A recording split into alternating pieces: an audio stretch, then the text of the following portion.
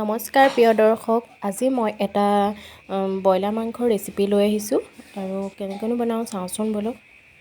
প্ৰথমতে মই মাংসখিনি নিমখ হালধি দি পেলাই চিম্পুলকৈ মেৰিনেট কৰি ল'ম। তাত মই নিমখ আৰু হালধি দিছোঁ। তেনেদৰে মেৰিনেট কৰি আধা ঘণ্টা বা 20 মিনিট ৰখাই থ'ম। এতিয়া তাৰ কাৰণে কাটি লৈছোঁ আলু, ওলকবি এটা, আলু দুটা লৈছোঁ আৰু পিঁয়াজ দুটা লৈ কাটি লৈছোঁ। আৰু এইখিনি ভালদৰে ধুই পেলাই কাটি ল'লোঁ। কাটি লোৱাৰ পাছত এইখিনি ফ্ৰাই কৰি ল'ব পাৰে, নহ'লে মাংস সিজাৰ পাছত দি ল'ব পাৰে। মছলাৰ কাৰণে মই নহৰু, জিৰা, অকণমান বগা সৰিয়হ, ধনিয়া, কেঁচা জলকীয়া, শুকান জলকীয়া, তেজপাত, এনেদৰে মই মছলা সৰুকৈ লৈ লৈছোঁ। নহৰু আদাও লৈছোঁ, পেষ্টটো বনাই লৈছোঁ। মছলাৰ পৰিমাণটো মই কম লৈছোঁ, আপোনালোকে অলপ সৰহকৈ ল'ব পাৰে। এতিয়া এই ভালদৰে ৰ'ষ্ট কৰি ল'ম, ৰ'ষ্ট কৰি পেলাই মিক্সিত মাৰি ল'ম। এতিয়া গেছত এখন কেৰাহী দি তাত ভালদৰে গৰম হোৱাৰ পাছত মিঠাতেল দি দিছোঁ। মিঠাতেলখিনি ভালদৰে পকালৈকে আমি ৰ'ব লাগিব, যাতে তাৰ বগা ফেনটো এই বগা ফেনটো দেখিছে যে এইটো গুচি যায়। তাৰপাছত ইয়াত দিম অকণমান জিৰা দিম বা পাঁচফোৰণ দিলেও হ'ব।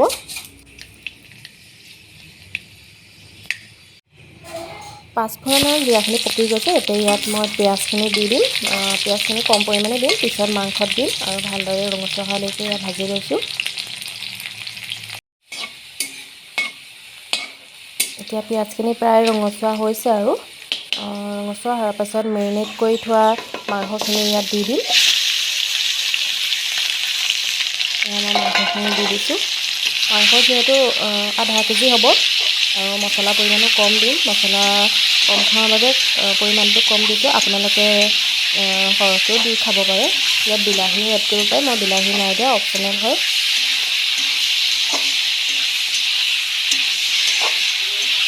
এতিয়া ভালদৰে মাংসখিনি লৰাই ল'ম।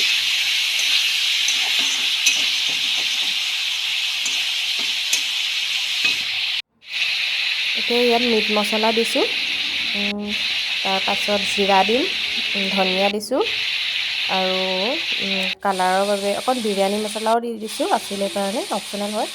আৰু কালাৰৰ বাবে ইয়াত অকণমান কাশ্মীৰী ৰেড চিলি পাউডাৰ দিম।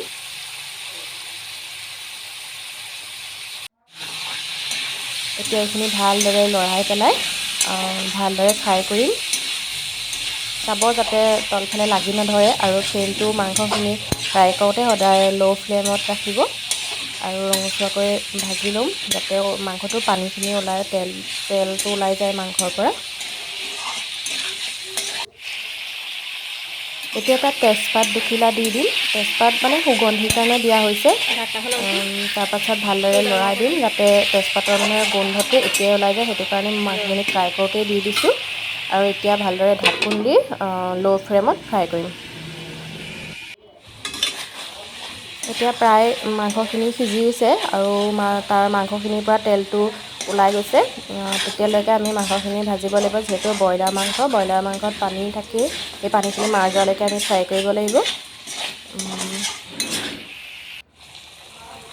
এতিয়া তাত কাটি থোৱা আধাখিনি পিঁয়াজ থৈ দিছিলোঁ যে, সেইখিনি দি দিম।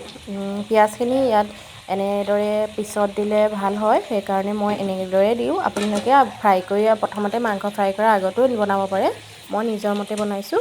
এই পিঁয়াজখিনি এনেদৰেই দি লৈছোঁ আৰু খাবলৈও টেষ্টি হয় পিছত গ্ৰেভিটো। আৰু মই মিক্সিত যিখিনি মিক্সাৰ কৰি লৈছিলোঁ শুকান মছলাখিনি, সেইখিনি এড কৰি দিলোঁ। এড কৰি পেলাই ভালদৰে লৰাই পেলাই 5 মিনিট ফ্ৰাই কৰি ল'ম, যাতে মছলাৰ গোন্ধটো ভালদৰে নাইকিয়া হয়, কেঁচা মছলা গোন্ধটো। এতিয়া মই 5 মিনিট এনেদৰে আকৌ ঢাকোন দি ফ্ৰাই কৰি ল'ম। এতিয়া তাত কেঁচা জলকীয়া কেইটামান দি দিছোঁ আৰু কাটি থোৱা পাচলিখিনি আলু আৰু ওলকবি দি দিছোঁ। এতিয়া ভালদৰে মিক্সাৰ কৰি পেলাই 5 মিনিট আকৌ ঢাকোন দি ফ্ৰাই কৰিম। এতিয়া আলুটোত নিমখ আৰু হালধিখিনি সোমাব পাৰে, মছলাখিনি সোমাব পাৰে। ভালদৰে লৰাই পেলাই এতিয়া ঢাকোন দি ভালদৰে 5 মিনিট আকৌ সিজাই ল'ম। এতিয়া ইয়াত মই পানী এড কৰিম। পানী আপোনালোকৰ জোখ অনুসাৰে দিব পাৰে, মই পানী বেছি দিয়া নাই। আৰু এয়া উতলি আছে, প্ৰায় সিজিছেগৈ আৰু অলপ পানীটো অলপ শুকুৱাম, অলপ উতলাবলৈ দিছোঁ। এতিয়া অকণমান জালুকৰ গুড়ি দিছোঁ।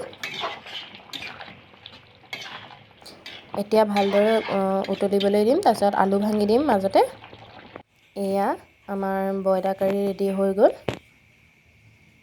মই খুব চিম্পুলকৈ বনাইছোঁ।